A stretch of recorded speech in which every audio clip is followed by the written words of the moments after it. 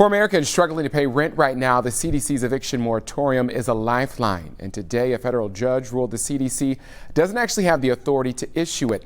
Local 12's Alexa Helwig joins us now live to break it down in our latest installment of Childhood Poverty, Cincinnati's Crisis. Alexa? Good evening to you, Kyle. Well, back in March, the CDC extended its eviction moratorium for a third time, making the latest deadline June 30th. But after today's court ruling, those who have fallen behind on rent payments could be out of luck sooner rather than later.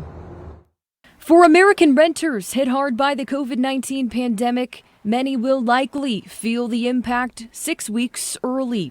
A halt was put on the government's efforts to aid them. The CDC's national eviction moratorium was thrown out by a U.S. district judge in Washington. Their policy is that if they find a federal rule to be unconstitutional or invalid, it applies nationwide. Attorney Tom Hodges says the CDC was acting under the Public Health Services Act. In the judge's 20-page order, she concludes that act does not give the CDC legal authority to impose this nationwide eviction moratorium. It doesn't surprise me for the simple fact that there's 3 or 4 other courts, federal courts around the nation that have already come to the same conclusion. The difference is none of those have taken the next step to make it basically a national order. Don Bruner is president of the Greater Cincinnati Northern Kentucky Apartment Association.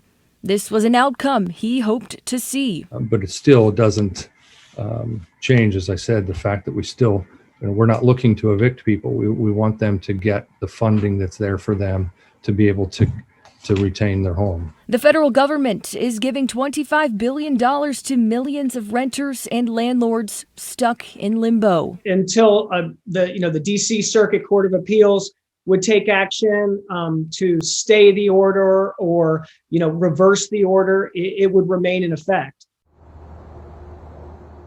And that could come when the Justice Department takes this case to the Circuit Court of Appeals. Reporting live in Mount Adams, Alexa Helwig, Local 12 News.